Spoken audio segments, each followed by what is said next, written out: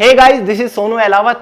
हर Sunday की तरह लेकर आ चुका हूं द करंट अफेयर शो का एपिसोड नंबर 41, जिसमें हम लास्ट वीक यानी कि 25 जुलाई से लेकर 1 अगस्त तक के सभी मोस्ट इंपोर्टेंट करंट इवेंट्स को डिटेल के साथ डिस्कस करने वाले हैं।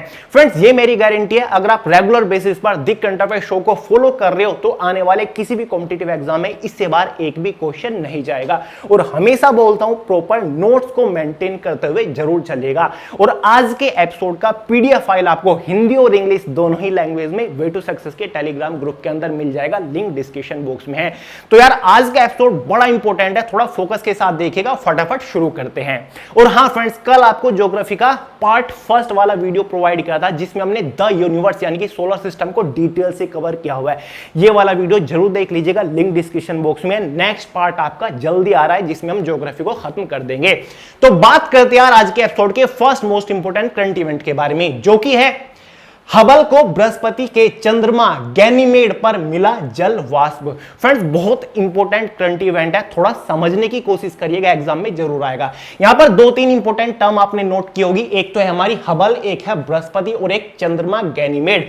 सबसे पहले बात कर लेते हैं बृहस्पति। यहां पर बात हो रही है बृहस्पति ग्रह की, यानी कि जो हमारा जुपिटर है, और जो चंद्रमा गैनीमेड है, ये हमारे बृहस्पति का एक नेचुरल सैटेलाइट यानी कि प्राकृतिक उपग्रह है। जैसे हमारी धरती का एक नेचुरल सैटेलाइट चंद्रमा है, तो हमारे जो 8 ग्रह हैं उनमें से 6 ग्रहों के अपने चंद्रमा हैं, जो कि उनके चारों ओर चक्कर लगा रहे हैं। तो यार, बृहस्पति का जो सबसे बड़ा उपग्रह है, सबसे बड़ा चंद्रमा है, वो गैनीमेड है। वैसे तो इसके लगभग 79 चंद्रमा है, लेकिन सबसे बड़ा बृहस्पति का ही नहीं, पूरे सोलर सिस्टम का जो सबसे बड़ा चंद्रमा माना जाता है वो गैनीमेड को ही माना जाता है। और मतलब सबसे बड़ा खगोलीय पिंड, नोवा सबसे बड़ा खगोलीय पिंड भी माना जाता है सोलर सिस्टम का, अगर हम सूरज को भी इसमें मिला लेते हैं। तो अपने आप में बहुत बड़ा चंद्रमा माना जाता है गैनीमेड को। अब बात करते हैं हबल। ये क्या जुगाड़ है भाई हबल? हबल फ्रेंड्स एक बहुत बड़ा स्पेस सैटेलाइट या फिर स्पेस टेलीस्कोप हम इसको कह सकते हैं, ये समझने वाली चीज है। इस तरीके का ये हबल स्पेस टेलीस्कोप दिखाई देता है, जो कि 1990 में अर्थ के लोअर ऑर्बिट में भेजा गया था।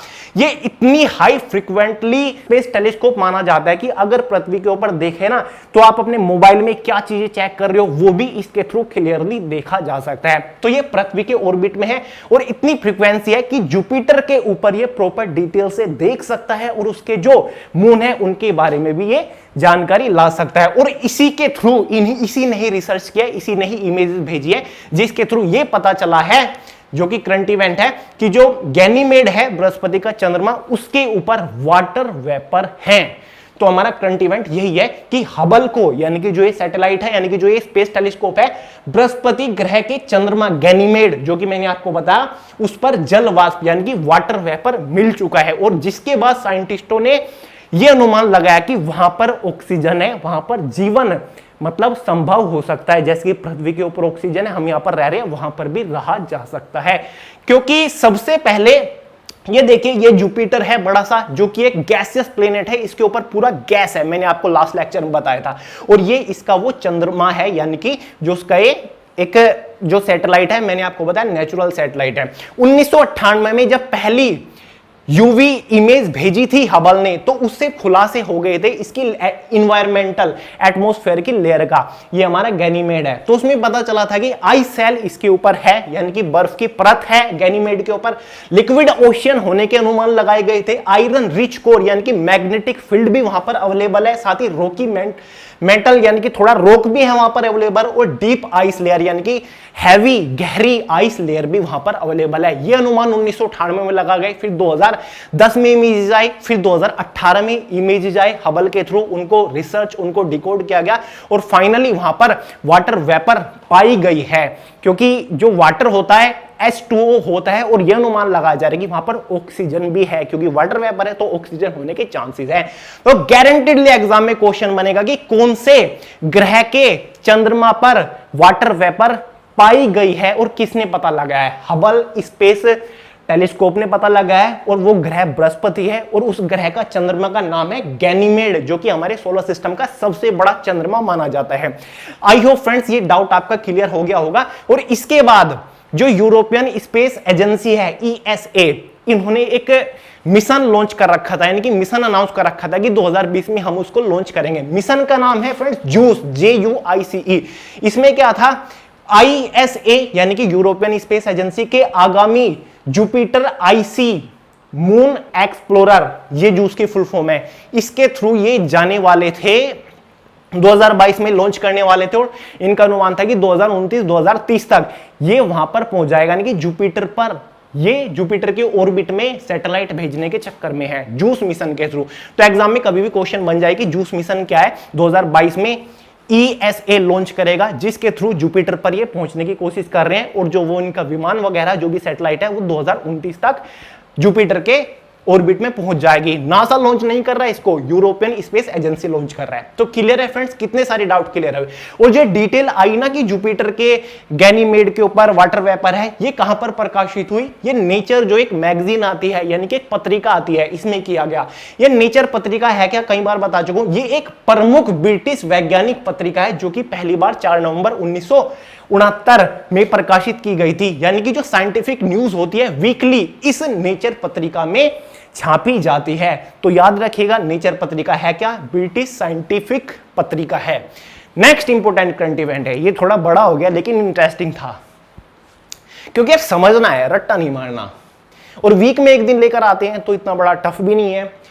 केंद्र सरकार का बड़ा फैसला, मेडिकल कोर्स में ओबीसी छात्रों को 27 और ईडब्ल्यूएस को 10% आरक्षण। बहुत बड़ा ऐतिहासिक फैसला फाइनली केंद्र सरकार ने लिया है। यानी कि जितने भी मेडिकल कोर्सेज है, एमबीबीएस, एमडी वगैरह, चाहे वो डिप्लोमा कोर्सेज हो, उनमें जो ओबीसी छात्र है 27% रिजर्वेशन देने की घोषणा हो गई है। और जो इकोनॉमिकल वीकर कैटेगरी है, यानी कि ईडब्ल्यूएस कैटेगरी है, उनको 10% रिजर्वेशन मिलना शुरू होने वाला है इसी सेशन से। तो ये ऐतिहासिक फैसला है जिसके ऊपर केंद्र सरकार ने यह बताया है कि इस फैसले के करीब 5,550 छात्रों को फायदा मिलेगा। इससे हर साल एमबीबीएस में 1500 ओबीसी छात्रों को और पोस्ट ग्रेजुएशन में 2500 ओबीसी छात्रों को फायदा मिलेगा। वहीं हर साल एमबीबीएस में 550 ईडब्ल्यूएस और पोस्ट ग्रेजुएशन में लगभग 1000 ईडब्ल्यूएस छात्रों को फायदा मिलने वाला है। तो फाइनली ओबीसी ईडब्ल्यूएस वालों को भी रिजर्वेशन मिल गए हैं। और 2009 में सुप्रीम कोर्ट ने तो आदेश दिए थे जहां पर एसटी एससी कैटेगरी को, एसटी को लगभग 15% और एससी कैटेगरी को 7.5% रिजर्वेशन दिया गया था। और उस टाइम पर ओबीसी कैटेगरी के बारे में कुछ नहीं किया गया था। तो फाइनली एग्जाम में क्वेश्चन बनेगा कि भाई कौन से कोर्सेज के लिए ओबीसी में 27% आरक्षण मिला है और ईडब्ल्यूएस वालों को 10% आरक्षण मिला है। तो उसका सिंपल सा आंसर हो जाएगा जो डॉक्टरेट यानी कि जो डॉक्टर्स के कोर्सेज हैं, यानी कि मेडिकल कोर्सेज है उनके लिए। या फिर ये पूछा जाएगा कि मेडिकल कोर्सेज में ओबीसी वालों को कितना प्रतिशत आरक्षण देने की घोषणा हुई है। तो याद रखिएगा 27% ओबीसी वालों को, 10% ईडब्ल्यूएस वालों को। नेक्स्ट है ड्रिंक फ्रॉम टैप प्रोजेक्ट लागू करने वाला पूरी देश का पहला शहर बन गया। जितनी भी योजनाएं होती है, जितने भी प्रोजेक्ट होते हैं, उनसे रिलेटेड एग्जाम में क्वेश्चन अक्सर बनते हैं। तो एक प्रोजेक्ट है, नोट करिएगा, ड्रिंक फ्रॉम टैप प्रोजेक्ट।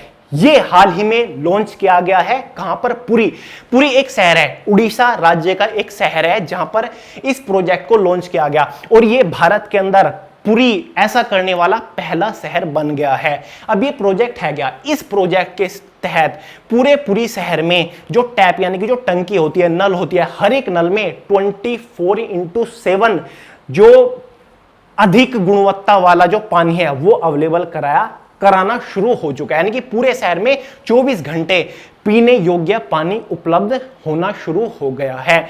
अब पूरी शहर में यानी कि आरओ जो वाटर फिल्टर लगाने की जरूरत नहीं है। जो पीने योग्य पानी होता है हाई गुणवत्ता वाला, वो अवेलेबल कराना शुरू कर दिया है ड्रिंक फ्रॉम टैप प्रोजेक्ट के थ्रू। यानी कि अब तो घरों में वैसे तो बहुत जगह पानी आता ही नहीं, 24 घंटे में से कुछ ही टाइम पीने योग्य पानी आता है और बहुत सारे लोग फिल्टर वगैरह आरओ वगैरह लगाते हैं। लेकिन इस प्रोजेक्ट के तहत अब आरओ लगाने की जरूरत नहीं है।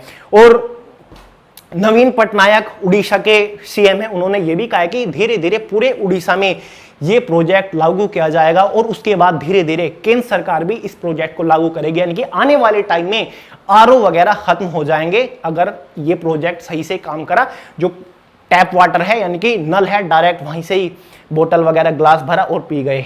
तो ये बढ़िया प्रोजेक्ट है अपने आप में। याद रखिए ड्रिंक फ्रॉम टैप प्रोजेक्ट कहां पर लागू हुआ?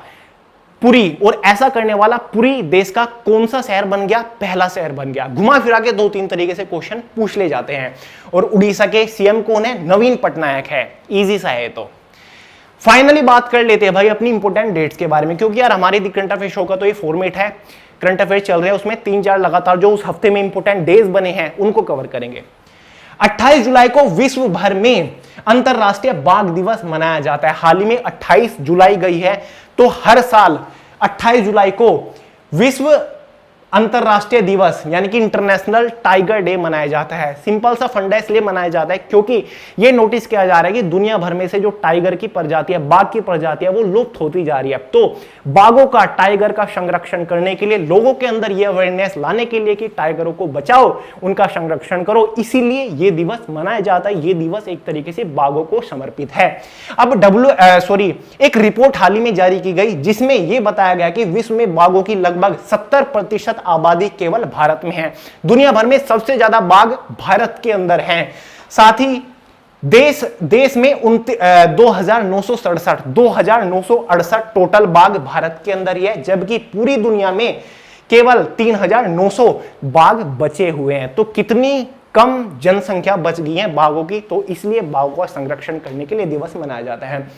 हर साल इसका प्रॉपर एक थीम भी रहता है। इस बार बाघ दिवस का जो थीम था वो ये था, नोट करिएगा, dear survival is in our hands.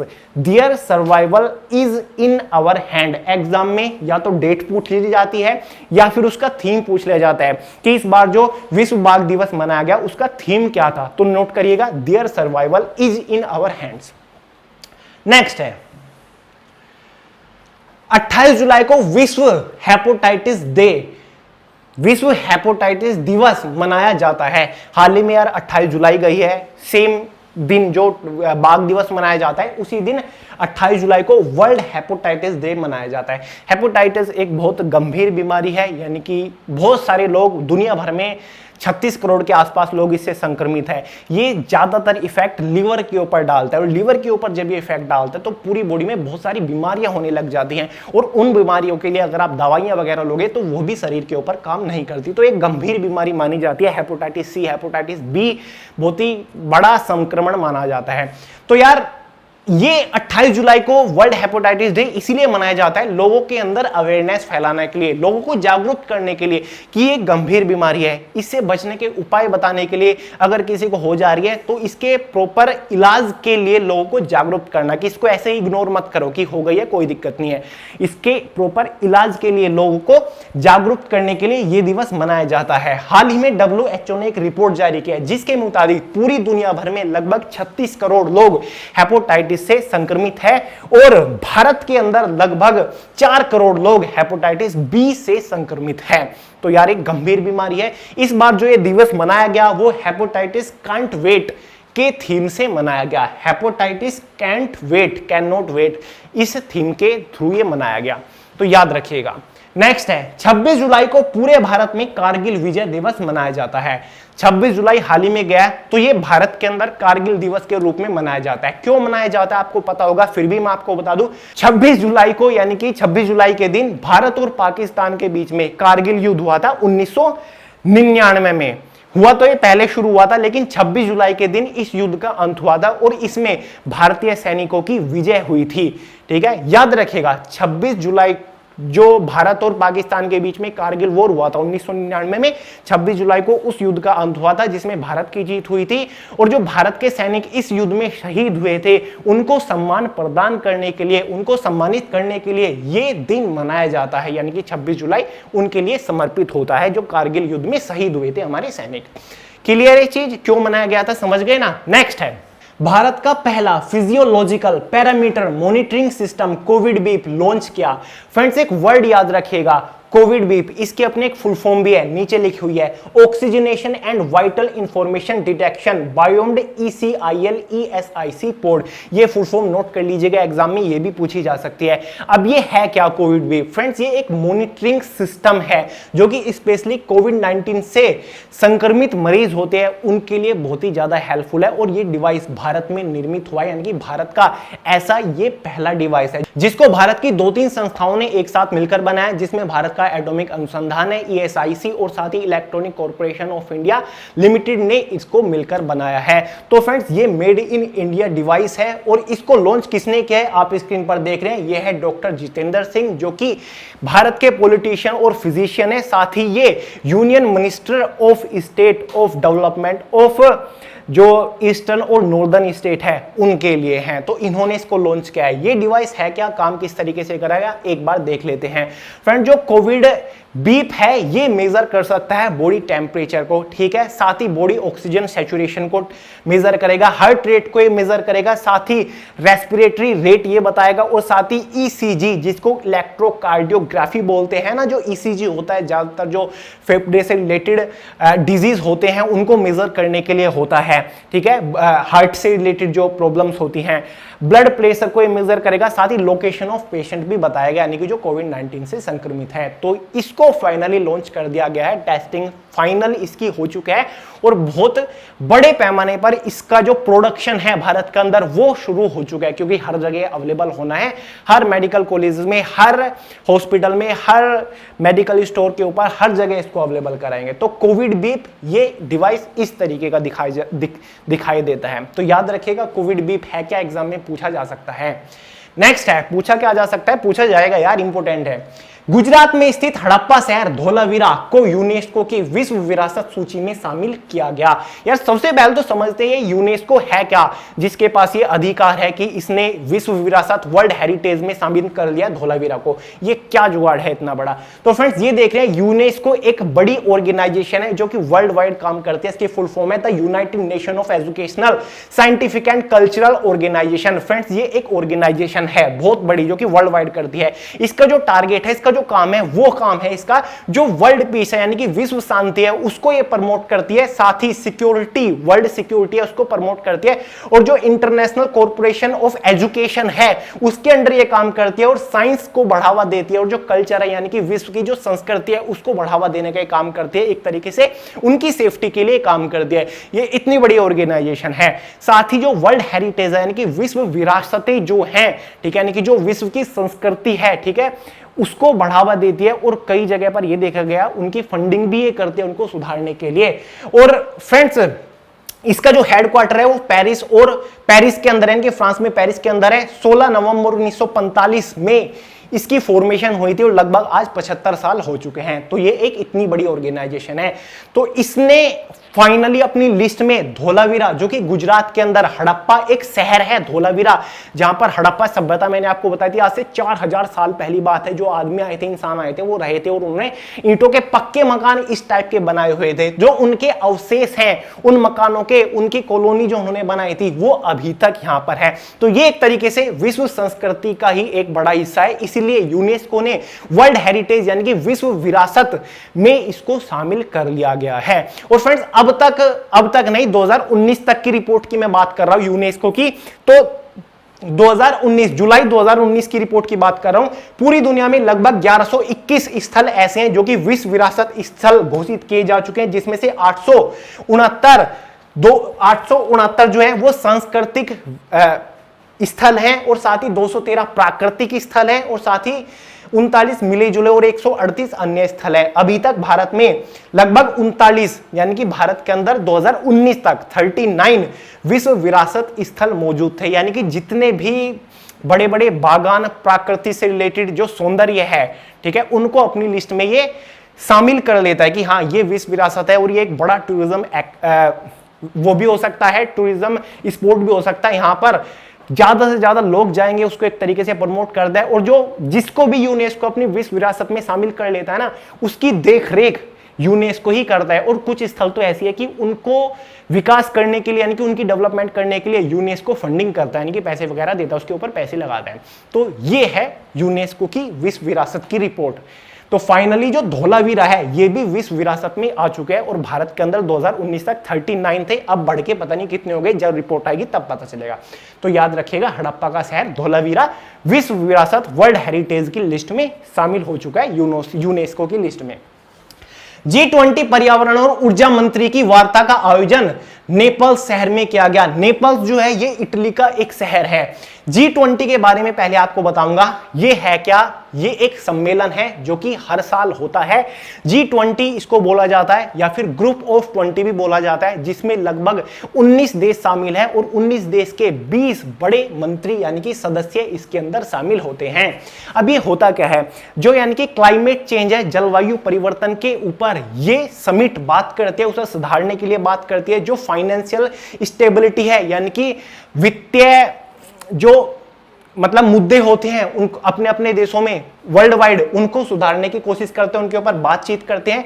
और साथ ही और भी काफी सारी चीजें हैं, सस्टेनेबल डेवलपमेंट के बारे में बात करते हैं, यानी कि जो जलवायु परिवर्तन में चेंज आ रहा है उसको, उससे कैसे बचा जाए, उसको के अंदर स्टेबिलिटी कैसे लाई जाए, जलवायु के अंदर सुधार कैसे लाया जाए, इनके ऊपर ये चर्चा करती है और उनके मतलब उसको सुधारने के लिए कुछ पॉइंट भी लेकर आती है। तो ये होता है G20 2020 में नवंबर में हुआ था और G20 2021 की जो समिट होने वाली है वो अक्टूबर में होने वाली है। यहां पर देखिए, the 2021 G20 Rome summit is the upcoming 16th, यानी कि 16वां ये सम्मेलन रहने वाला है G20 का। नोट करिएगा, एग्जाम में जरूर पूछा जाएगा।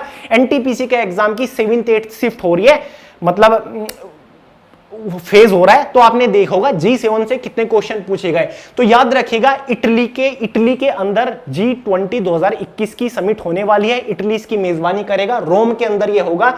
16वां ये सम्मेलन रहने वाला है और ग्रुप ऑफ 20 को बोला जाता है। ये होगा आपका कैपिटल ऑफ इटली, रोम के अंदर। 30 और 31 अक्टूबर 2021 को ये होने वाला है। 19 देश इसके अंदर शामिल रहते हैं और 20 सदस्य इसके अंदर होते हैं।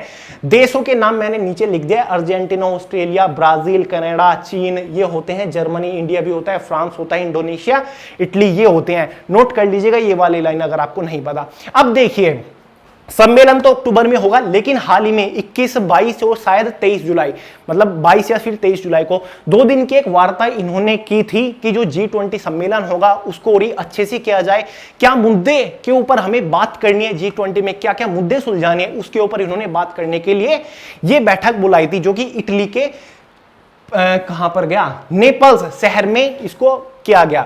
इस बार क्या क्या मुद्दे रहे, मुख्य 3 पॉइंट के ऊपर इन्होंने वार्ता की, जिसमें से एक हमारा जैव विविधता और महासागरों के संरक्षण के बारे में, साथ ही इकोनॉमिक विकास, समाज और पर्यावरण के नजरिए से संसाधनों के अधिकतम उपयोग वाली अर्थव्यवस्था को बढ़ावा देने के लिए इस विषय में बात की, और साथ ही फैशन और कपड़ा क्षेत्रों में और सतत विकास को बढ़ावा देने के लिए वित्तीय प्रणाली को फिर से संगठित करने के लिए, क्योंकि कोविड-19 की वजह से वित्तीय प्रणाली खत्म हो चुकी है, तो उसको बढ़ावा देने के लिए ये पॉइंट्स इस बार छेड़े जाने वाले हैं। और ये जो वार्ता हुई इसमें इन पॉइंट्स के बारे में बात हुई है।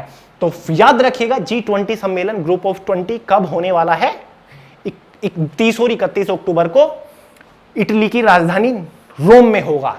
भारत की नवीनतम एयरलाइन आकाश एयर होने वाली है शुरू। एग्जाम में गारंटेडली पूछा जाएगा कि हाल ही में भारत के अंदर कौन सी नई एयरलाइन शुरू की गई है, तो जिसका नाम रहेगा आकाश एयर। अभी तक आपने भारत के अंदर बहुत सारे एयरलाइन का नाम सुना होगा। पहले आप सुनते आ रहे थे किंगफिशर, जो कि काफी फेमस हो रखी थी, आपने इंडिगो सुना होगा, विस्तारा सुना होगा, साथ ही जेट एयरवेज सुना होगा, लेकिन अब आप सुनने वाले हो आकाश एयर। बहुत बड़ा सपना भारत का पूरा होने वाला है और ये सबसे अल्ट्रा लो कॉस्ट एयरलाइन बोली जा रही है, यानी कि जो पैसेंजर है वो सबसे बहुत कम खर्चे पर यात्रा कर पाएंगे विदेशों की। और इसके अंदर लगभग 70 जहाज शुरुआती फेज में होने वाले हैं, तो अपने आप में बहुत बड़ी एयरलाइन भारत के अंदर शुरू होने वाली है। किसका ये प्रोजेक्ट है, राकेश झुनझुनवाला के बारे में आपने सुना होगा, स्क्रीन के ऊपर देख रहे हैं। इंडिया के बिजनेस मैग्नेट, स्टॉक इन्वेस्टर इनको माना जाता है और इन्होंने ही इसकी शुरुआत की है, यानी कि इसकी शुरुआत की करने जा रहे हैं। कौन कौन है, इंडिगो के पूर्व अध्यक्ष आदित्य घोष, इंडिगो जो है उसके जो पुराने अध्यक्ष थे, फॉर्मर अध्यक्ष, अपनी 10% हिस्सेदारी के साथ आकाश एयर के सह संस्थापक होंगे, यानी कि को फाउंडर रहने वाले हैं इंडिगो के पूर्व अध्यक्ष आदित्य घोष। 10% उनकी साझेदारी भी रहेगी। साथ ही जेट एयरवेज के पूर्व सीईओ विनय दुबे अपनी 15% हिस्सेदारी के साथ आकाश एयर के सीईओ हैं, यानी कि चीफ एग्जीक्यूटिव ऑफिसर हैं। तो देखिए आकाश एयर से कितने, मैंने आपको डाउट क्लियर करा दिए। फाउंडर कौन है, राकेश झुनझुनवाला। को फाउंडर 10% साझेदारी के साथ कौन है, इंडिगो के पूर्व अध्यक्ष आदित्य घोष, और साथ ही एयरवेज के पूर्व सीईओ 15% हिस्सेदारी के साथ आकाश एयर के सीईओ रहने वाले हैं। क्लियर है, याद रखिएगा।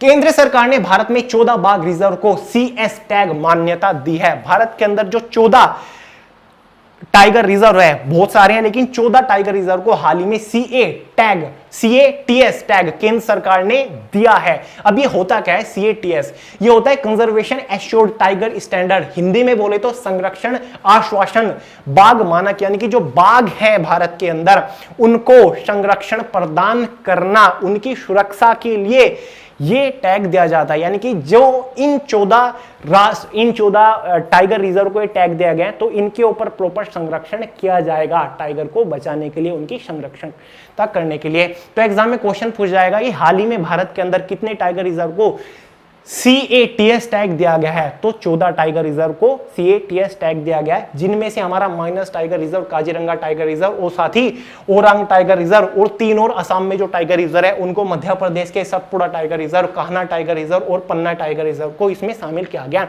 और भी कुछ इसके अंदर है। और सीएटीएस टैग के बारे में पूछा जा सकता है कि जो हाल ही में 14 टाइगर रिजर्व को दिया गया भारत के अंदर, इसकी फुल फॉर्म क्या है? कंजर्वेशन एश्योर्ड टाइगर स्टैंडर्ड इसकी फुल फॉर्म होती है। नेक्स्ट है बसवराज बोम्मई ने ली कर्नाटक सीएम पद की शपथ। एसएससी के स्पेशल एग्जाम में पूछा जाता है कि भाई उस स्टेट का सीएम कौन है, इस स्टेट का सीएम कौन है, स्पेशली जिन स्टेट के हाल ही में नए सीएम बदले गए हैं। जैसे कि उत्तराखंड के हाल ही में नए सीएम बदले गए हैं, आप सभी लोगों को पता होगा, पुष्कर राज धामी नए सीएम बने हैं। और अब फाइनली कर्नाटक के भी नए सीएम बन चुके हैं, क्योंकि जो उनके पूर्व सीएम थे बीएस येदियुरप्पा, उन्होंने इस्तीफा दे दिया है और अब बीजेपी के नए सीएम बने हैं बसवराज बोम्मई। और इन्हीं के साथ साथ ये कर्नाटक के 23वें सीएम बन चुके हैं। तो ये डाउट भी अपना क्लियर रखेगा, ये नहीं है, ये है, ठीक है। बसवराज बोम्मई कर्नाटक के नए सीएम चुने गए हैं, 23वें कर्नाटक के सीएम ये बने हैं। प्रॉपर इलेक्शन नहीं हुए थे, क्योंकि जो पूर्व सीएम है बीएस येदियुरप्पा, उन्होंने इस्तीफा दे दिया था अपने पद से। विश्व धरोहर में शामिल हुआ रामप्पा मंदिर, यूनेस्को ने दी मान्यता। अभी अभी मैंने आपको यूनेस्को का फंडा बताया, इसकी फुल फॉर्म बताई थी, और वर्ल्ड हेरिटेज में क्यों ये शामिल करता है उसका भी मैंने आपको फंडा बताया था। धोलावीरा को शामिल किया गया विश्व विरासत में।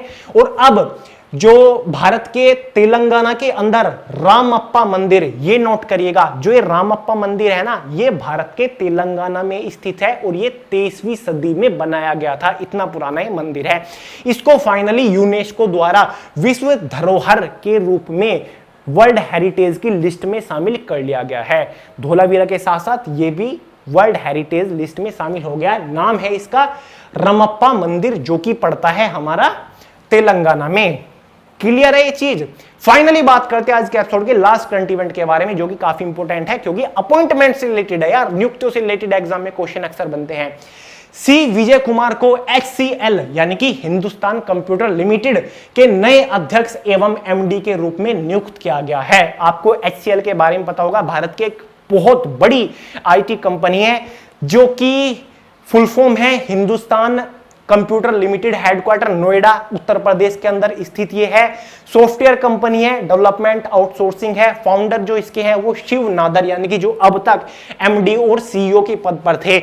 जो शिव नादर है, उन्होंने फाइनली HCL के MD और CEO के पद से इस्तीफा दिया है, और नए जो CEO और MD यानी कि मैनेजिंग डायरेक्टर बने HCL के, वो सी विजय कुमार, जो कि आप स्क्रीन पर देख रहे हैं, ये है सी विजय कुमार, जो कि काफी टाइम से एक लीडर के रूप में काम कर रहे थे HCL के अंदर। फाइनली उनको पद मिल गया है CEO और MD का। तो यार याद रखिएगा, सी विजय कुमार HCL के नए MD और CEO चुने गए हैं, क्योंकि भाई एग्जाम में तो अक्सर पूछा ही जाता है माइक्रोसॉफ्ट के नए CEO कौन है, चेयरमैन कौन है, अमेजोन के नए CEO कौन बने, इस टाइप के। तो ये भारत की एक बहुत बड़ी कंपनी है, तो इसी वजह ये भी इंपॉर्टेंट है। तो फ्रेंड्स, ये था आज का last current event. I hope आपने एंजॉय करा होगा। फ्रेंड्स, नीचे कमेंट करके बताइएगा आपको सबसे ज्यादा इंटरेस्टिंग और इंपॉर्टेंट करंट इवेंट कौन सा लगा, क्योंकि भाई मैं आपसे उम्मीद करता हूं आपको इतनी तो नॉलेज होगी और होनी भी चाहिए यार, इतने टाइम से आप दी करंट अफेयर शो को अटेंड कर रहे हो। फाइनली PDF डिस्क्रिप्शन बॉक्स में आपको वे टू सक्सेस के टेलीग्राम ग्रुप के अंदर मिल जाएगा। पहले ग्रुप को ज्वाइन करिएगा और सभी PDF अब तक जितने हो चुके हैं वो आपको मिल जाएंगे। वहां से आप अपना एक क्विक रिवीजन भी कर सकते हैं। पता नहीं क्या हो रहा है, जबान इतनी फसल रही है। तो चलिए फ्रेंड्स, एपिसोड पसंद लाइक करिएगा, दोस्तों शेयर करिएगा। हमेशा शिकायत रहती है आप शेयर नहीं करते और सब्सक्राइब तो बिल्कुल नहीं करते, ऐसे देख के निकल जाते हो, तो यार लाइक करा करिए। मिलते हैं यार अगले एपिसोड में। अगले तो एक हफ्ते बाद है, संडे में आएगा, लेकिन मैं तो आपको कल ही मिल जाऊंगा, मुझे काम ही और क्या है। तो चलिए यार, तब तक के लिए जय हिंद।